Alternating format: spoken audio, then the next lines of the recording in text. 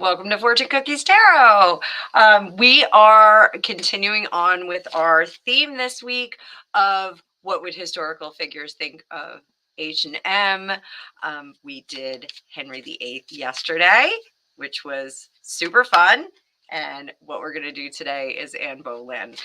Those of you that don't know, Anne Boleyn was the second wife of Henry VIII, and she lost her head as a result of him not getting a son, and thinking that she also was philandering all over the place.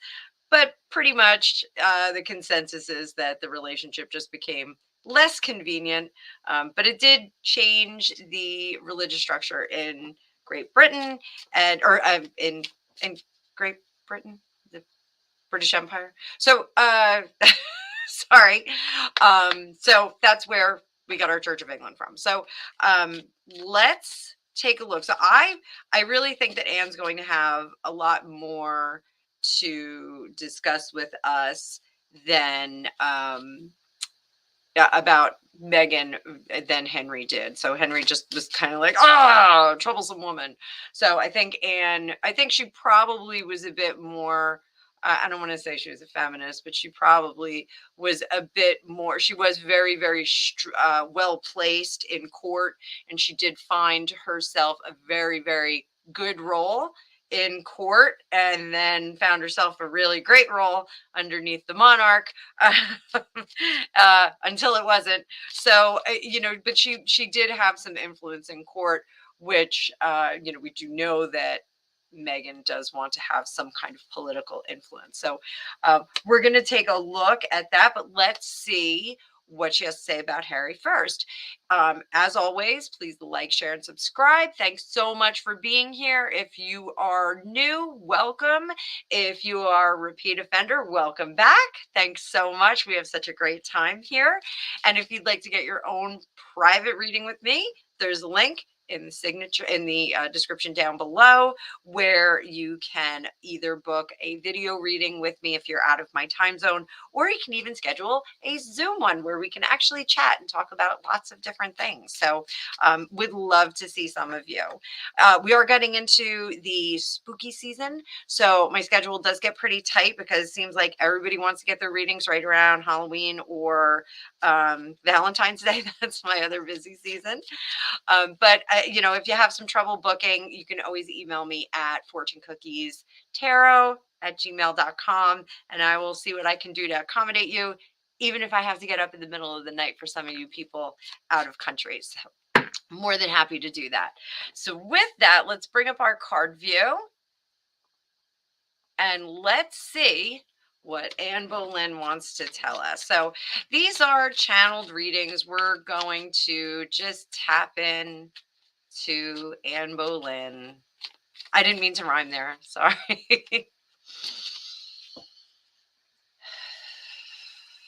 We're going to let the cards do what they do. So I'm using my Ellen Cannon read today. And some people get put off because there is a pentacle on the back. No, I am not a witch or a seasoned witch or anything like that. This is just a deck that I got when I was 17 or 18, and it is an extremely rare deck, and it was in storage for some time. I only found it recently, and I was delighted to do so because it's worth a lot of money. So what would Anne think about Harry? Let's see what she thinks of him first.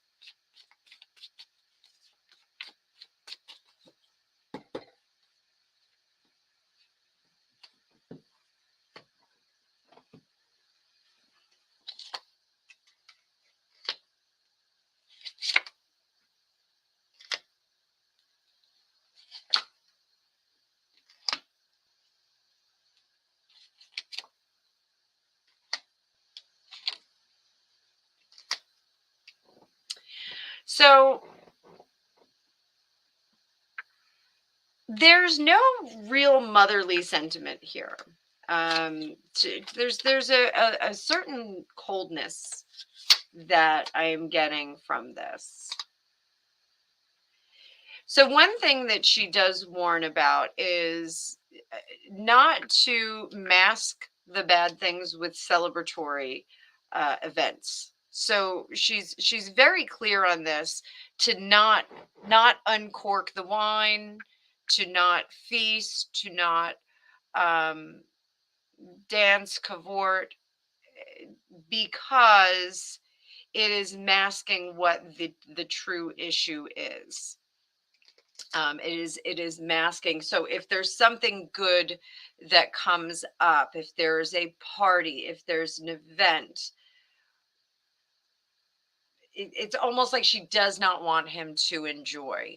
Now is not that time to do that, because the things, his legacy is at stake. There is the house is upside down. The legacy is upside down. He is not producing. This was foolish endeavor, and he left his seat of power. Now, the Nine of Swords in this deck, Nine of Swords typically is our anxiety, our not sleeping well card. This is kind of wringing your hands, being concerned about something, like you're worried about your kids, you're worried about, your promotion, you're worried about your, spouse cheating on you, something like that. That's typically what the Nine of Swords is. This Nine of Swords in the Ellen Cannon read deck, and decks will read differently. This for me is that anticipation before a battle, the anticipation before you go head to head with someone, the anticipation before confrontation. So, she almost is telling him, don't mask this as well with the party, with the fun. Don't mask that. Use this power to launch yourself into the future. Don't let it hold you back. That is what's going to move you forward and clear a path for a better future, a more prosperous future, a more comfortable future. This is very uncomfortable. All of these cards here are very uncomfortable. Oh, and just for the new viewers, one of the things that I do, I have a lot of new subscribers. Thank you so much for being here. One of the things that I do is I do something called controlled remote viewing, and that is, you're essentially, without going into super detail, you are creating small squiggly drawings that are associated with different meanings, and you can remote view into different locations. You can find lost objects. It's pretty cool. Really, really cool course that you can take on it with Lori Williams, and I did the course online. It was really, really fun. Lot of good input that you get from it, and it's just another tool, another way that you can divine and help people. So one of the things in that is, when you're drawing, you can use your pencil to touch different parts of the drawing to extract more information. And I got this amazing amethyst wand from Alicia Wicker at aliciawicker.com. She sells crystals. She also does a dueling tarot show live with me on Friday nights. It's really fun. We both host it on our channels on alternating weeks.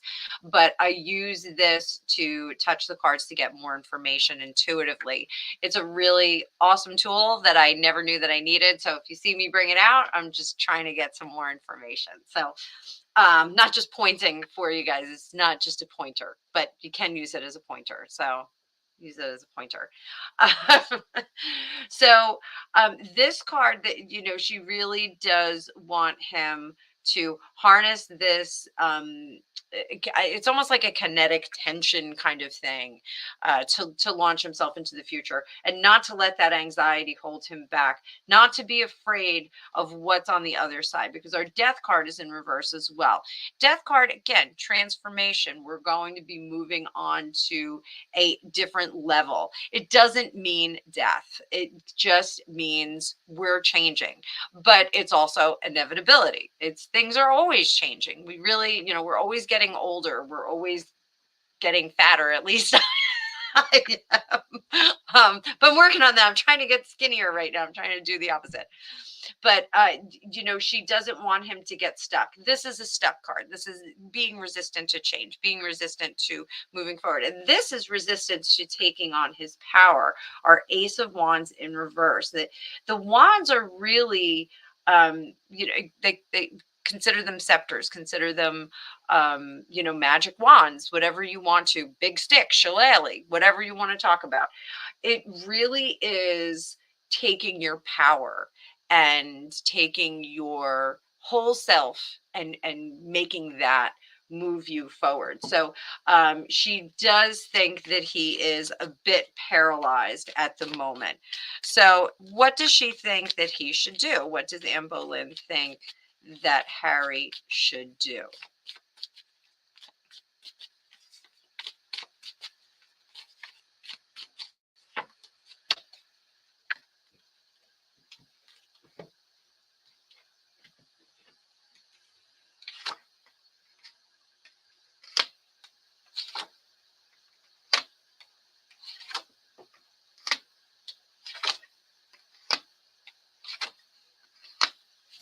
There's our Queen of Pentacles again. I think we know who she is. We go to the heart of the matter and Ace of Swords. Nice. For those of you that are a little old school, looks like Glenn Danzig. Looks like Glenn Danzig. So what she thinks he should do is he should understand the limitations of the woman that he is with and revisit the font of his passions and his emotions and his caring. So once upon a time, there was a young man, and this is, what Anne Boleyn would tell him. Once upon a time, there was a young man who was very passionate about his duties and his people that he was working with, and there was a young man who was very fond of the children and having fun with the children of the Commonwealth, of his nation. So she wants him to stop looking at life through the lens of this woman, because it's now becoming apparent that she cannot produce, she cannot set that world on fire, like she said, and like her Minutemen said. She had, I hate to say Minutemen, that's probably shouldn't have said that. So it's really obvious that the machine that is behind her has been fueling some of this in the hopes of everyone benefiting financially or by celebrity. Anne Boleyn wants him to strip himself bare and get back to the emotions, get back to what he really feels passionate about, not what he thinks he feels passionate about because of what she has said. The hurt and the anxiety and the crisis, all of that needs to be put behind him. He needs to empty his cup.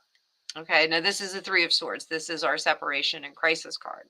So I say empty his cup. He just needs to get rid of all that baggage. Just let it go. Let it go. And this is our queen. But when I touch this with the little magic wand here, I am getting very, very clearly Catherine. I am getting the Duchess Kate, Duchess Catherine. That she is someone that he needs to speak with, because the trap that he has set for himself, this exile, he's burned a lot of bridges. He's really burned a lot of bridges, and he knows it under the surface, and he needs some help. So Anne Boleyn is advising him to have Catherine help him get out of this trap that he has created for himself. There's definitely communication. Swords typically we see communication, electronic media, that sort of thing. So I think we'll see some maybe emails. I don't know. I don't know how they communicate. I don't know if they text. I don't know if they send emails. I don't know if they send them by owl. I have no idea. I know there's some concern about having emails hacked and that sort of thing. So I'm not quite sure how the royal family does communicate, especially with expats that have skipped out. So that he needs to lay low in terms of his own life. That's Anne Boleyn's advice to him. Lay low, reach out to Catherine. She will help you get out of this honey trap. So this is where I think the reading is going to get interesting.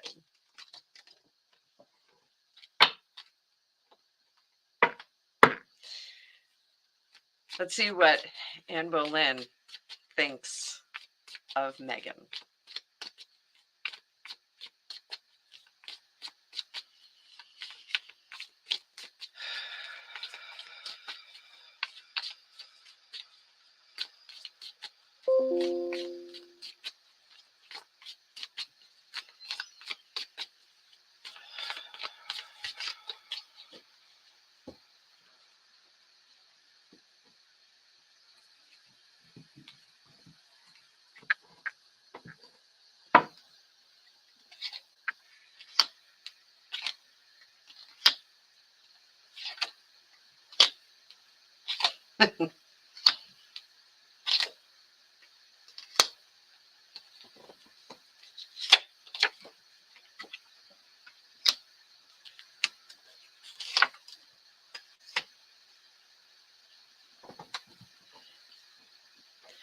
So she definitely feels that her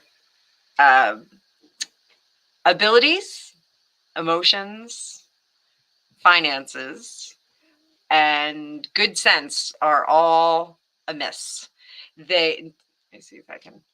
Sometimes we get a little fuzzy camera there. She, you don't have the goods, sweet girl, is what Anne Boleyn wants to tell her. And she's actually a little judgy. She really is like, I could have done it better. That's really the sense that I'm getting. The subtlety and oh god. So just so you know, Anne Boleyn, I've kind of I've channeled her before, and she is very charming and she's very funny and a little self-deprecating. So that her sense here is, this was like with an axe and not a sword. And those of you that know the history, she requested a swordsman so that her head would come off more cleanly. So she's like, yeah, she's like an axe. I was like a sword. Um, I think Anne Boleyn would be really fun to hang out with. I'm just saying, I would love to have Cosmos with her. Maybe one day when I'm in the great beyond, I will get to have Cosmos with her, and while we watch Bon Scott sing "Happy Birthday" to me, because that's one of my afterlife fantasies. So she also thinks that too overtly sexual. There's a subtlety that Anne Boleyn is really saying that you were not subtle enough. You were a little too much with your favors. She's very critical of her right now because she is flirty with others, and she is essentially saying, you should learn from my experience. Even when there's no flirting going on, you can get yourself into a heap of trouble, and you should be smarter and pay attention to your ancestors and the things that have happened in the past before you get yourself into trouble. But it's almost like it's too late. This is, creating your own future. Love that idea. Love manifesting. Love creating something out of nothing and stepping up 17 different levels of social caste. But the reality is that it just was not done well. It just, the idea was great as far as Anne Boleyn is concerned, but the execution was poor. It was too much speaking, too much. She just kept pouring it on and pouring it on. And Anne Boleyn again is telling her, you're not me. You're not me. You didn't do it as well as I did. And I'm sure Meghan would say, well, I still have my head. So she does tell her, you are not going to have the happy ending with this. You need to, the damage is done here. You too will not have a happy ending. So certainly the message underneath is honor what you did create, honor the experiences that you had, but move on because winter is coming. So what is her, there was actually a lot of advice in there. So let's just see what her direct advice is. This is Anne Boleyn speaking to Meghan.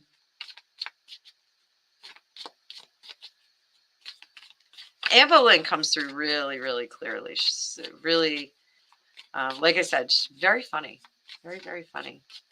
And I think she looks more like Winona Ryder than any portrait we've ever seen. I think there's, I think she's much, much prettier than the portraits that we've seen. Because I think Winona Ryder is spectacular. I think she's absolutely gorgeous.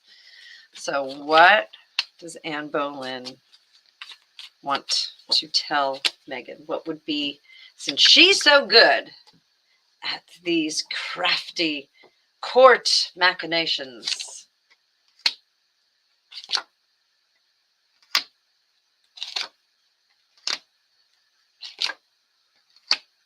Oh no. Oh no.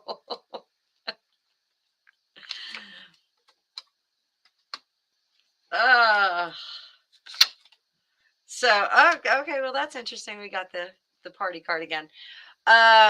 This is going to be very interesting with what we just said about Harry.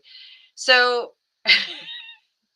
again, this is Anne Boleyn telling Meghan Markle how to master this situation. So she basically says, you got to shake everything up. You got to make some changes. And this is not my advice. I just want a disclaimer for entertainment purposes only. This is Anne Boleyn. You got to shake some things up. What you need to do is get that anxiety, that dramatic tension of him getting ready to leave and not be in love with you anymore. And you gotta, boop, look at that pregnant lady. It's our 9 of Pentacles card. And that is our, hey, we've got babies on the way. So that is definitely, it looks like Stevie Nicks that's pregnant. But she says, that's the way you're going to get this happy home. That's the way you're going to bring that miracle of life back into the home and everyone's going to celebrate. What happened to them only having one kid? This is, I wonder if they gave that award back. I know they got an award for it. This is Anne Boleyn's plan. Pop out another baby. That's her plan. That will get that will set the honey trap a little bit deeper, at least buy her some time, and it'll create this environment of celebration. So that's really, she wants she wants to keep him. Then that's what Anne Boleyn is saying. So very, very interesting reading. So I do hope you enjoyed that. And as always, please like, share, and subscribe. Comment in the comments down below what you thought of this reading. Was not quite what I expected. I will continue with the rest of the week. Wednesday night, I will have a live reading session for you guys from 5 to 7 East Coast USA time. So that should be really fun. If some of my Europeans can make it, if you're up late, stop on by. But I hope you enjoyed that reading and have a great night. Talk to you soon.